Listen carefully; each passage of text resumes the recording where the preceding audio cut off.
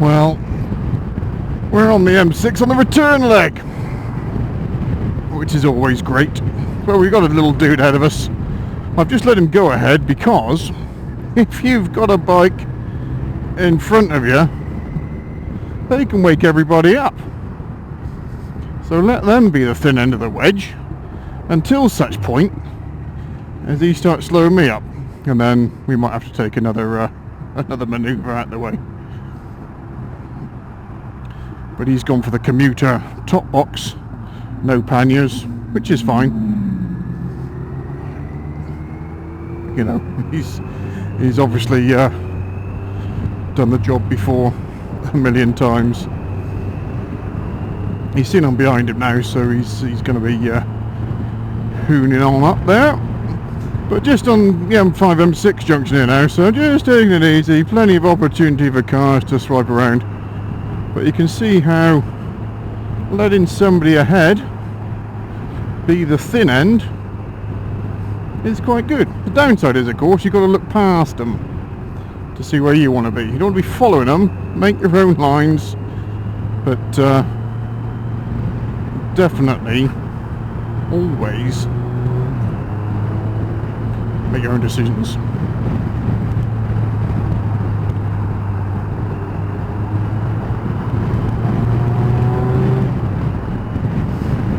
Which is fine.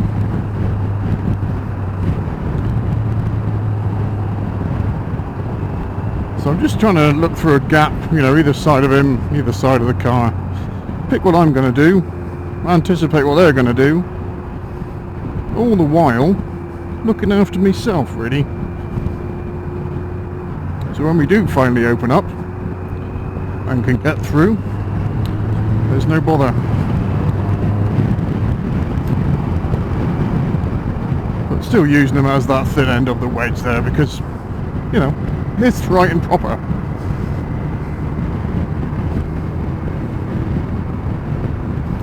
Also not putting them under any pressure to crack on if they're feeling uncomfy. But he's got that whole commuter stance, he's done the M, you know, you can just tell that some guys do this day in, day out. So let them do their thing, tag on behind. There's no real bother.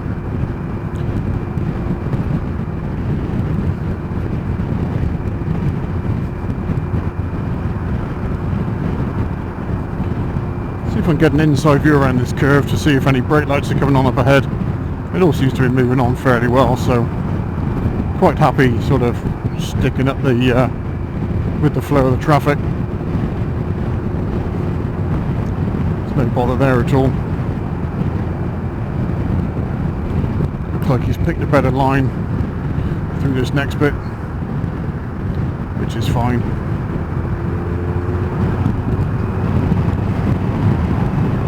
Just means that I get to pick my own line as well.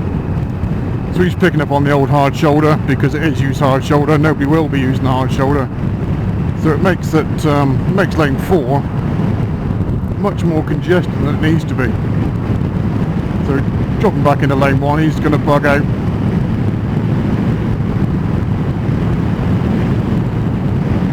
So there we go.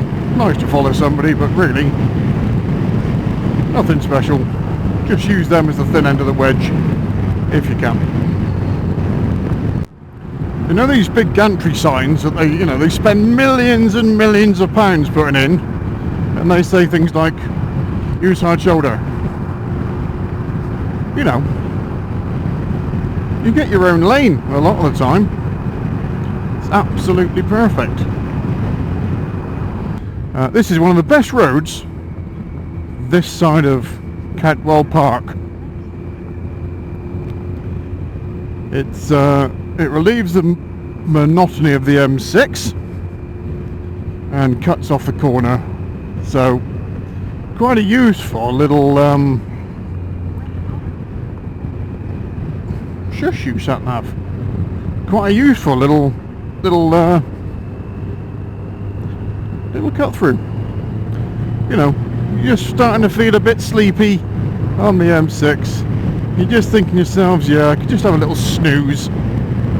Everybody else is, you know, you're on the way back home from work, you're thinking, do you know what, I need a bit of a live now. So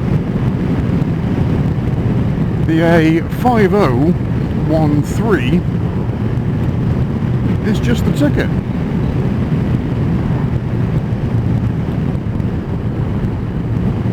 It does get better than this, but we're just cruising at the minute, just having a little cruise along. See how we get on, mate.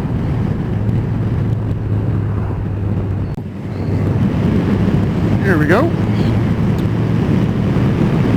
One of the best roads this side of Cadwell Park that you can pick up on, especially when you're trying to avoid the M6.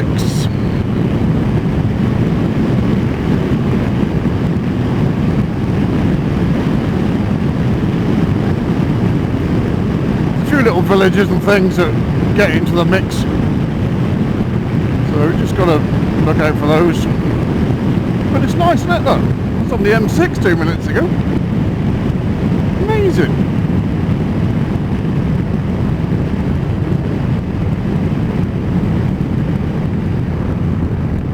Off we go.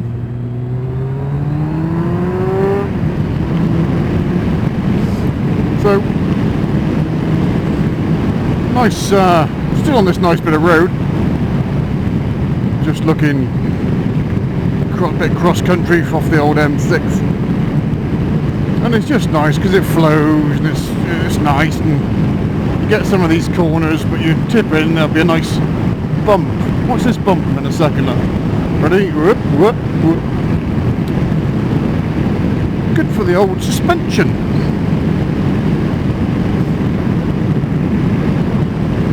Good to see what's going on. You can see around the corners. You can tip them in. Put the drive on around the corners. Have a look up over the hedges to see what's coming, if there's anything coming at all. Tip them in again once you got that early view. And we just saw a car disappearing off around the corner now. So we'll see if we can pick up on them. There they are again. Been already starting to think about possible overtake manoeuvres, because we're catching them up. We've got the slows in the road, we've got the S-bend signs, we've got the chevrons. So maybe off the back end of some of these corners there's going to be an opportunity.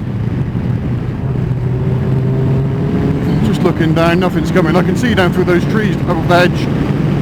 See that? Nothing there at all. Those early views, you can pick up what's coming, see ahead, and then start your run. Big old trucks coming through, look. Slow on the road again. Just picking it in and then accelerating out.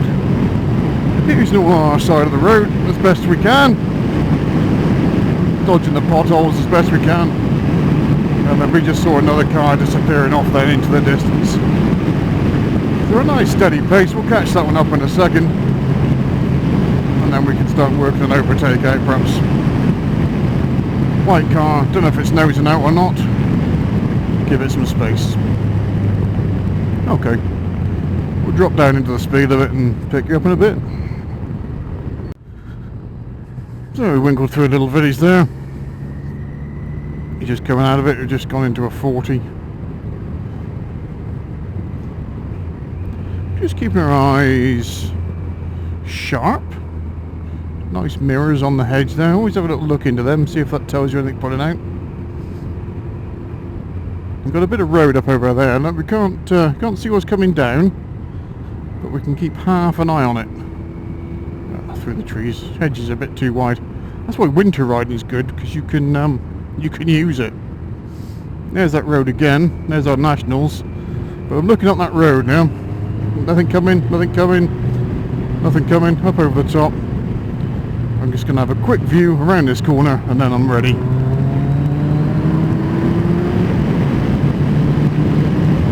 So steady away, but just planning that. as those corners opened up. Nothing too heroic. Just have that plan in your mind. Got the junction sign, got the yellow sign. It tells us to look out for stuff. So expecting cars just to peep out. Nothing there. We're good to carry on.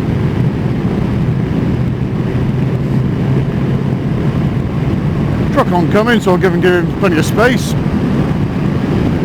And stay in that space then for this right-hander. I can see a bit of mud on the road which crosses this lane a bit. Doesn't look to be any agricultural vehicles around, so that's all good.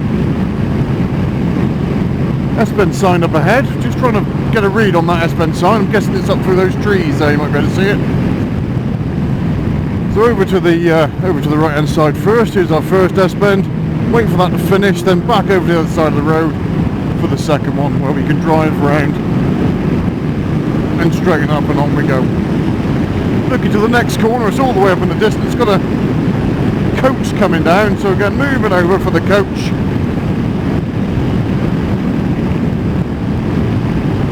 Keeping out of the way of that one. And just moving on, nice and steady.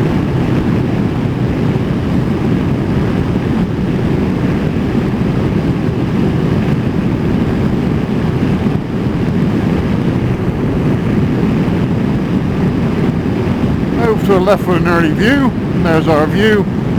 Nothing coming. We'll use that bit of the road as well. Just keeps things nice and straight. Junction there to the right. Nothing there. Just coming into some cars, and we got another speed limit. So we're just rolling off down into this one.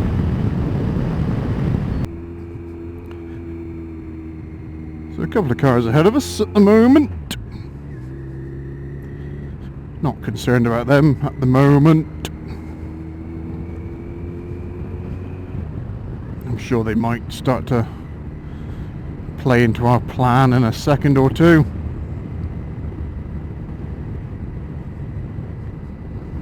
But we'll cross that bridge when we come to it. Mr. White Van there's got his nose out. He can disappear after me, so that's okay. That's all good. Bit of wet on the ground there. Nothing to concern about at the moment. There's our national speed limit hidden in the old hedge. Lorry's turning, slow on the road, bit dusty. Keep that in mind, eh?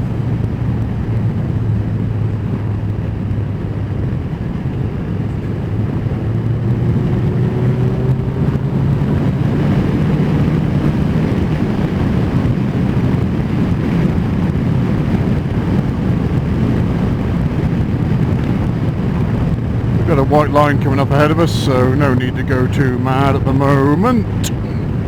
Is that getting annoying yet? Yeah, of course it is. Now keeping it out wide. Got the slow in the road, got the bend signs. Got a bit of mud across the road. Bit of a slide there with that wet bit, whatever that was. You know, those tiny little slides you get that, you know, 3 or 4 millimeters if you mentioned them, but they feel like, you know, somebody's whipped your wheels out from underneath you. Not a problem. The problem might be the old low fuel, but you know, I'm sure being in the middle of absolutely nowhere is going to help that situation no end. Right, catch you in a bit. Hedge cutters. I'm not looking at him though, I'm looking at the car coming over the top of the hedge behind him. That's going to stop me whizzing past these two. Can you see it? There it is. Oh, it's gone off. Yeah, I can feel an acceleration overtake coming on. Let's see what we do, shall we?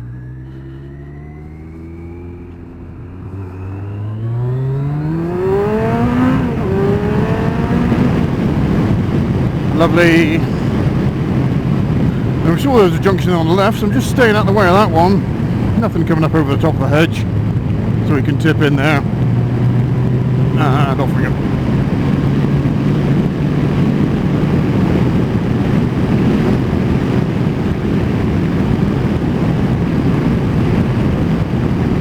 edge, can see, moving over a little bit. Can't see over the brow, stay left, can see over the brow, move right. Slowing the road in the crossroads side. Crossroads runs sided at the minute, so just waiting to see if anything pops up.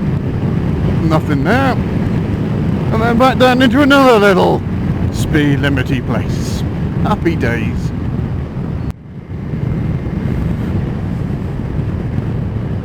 So just up behind another car now. We're on the double white, so there's nothing on. There is something there on, but you can't really see.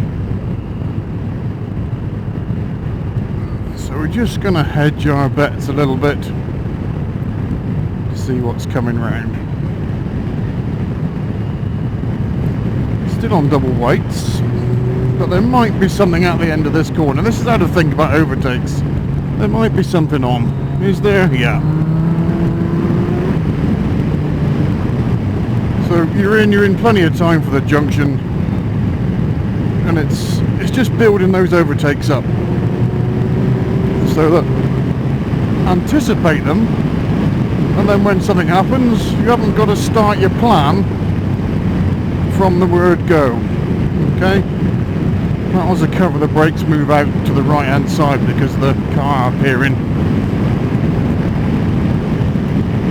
So overtake planning, work them, you know.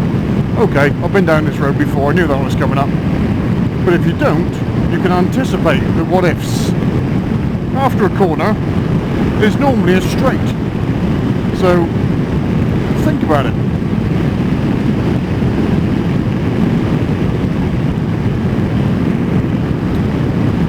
Excellent stuff.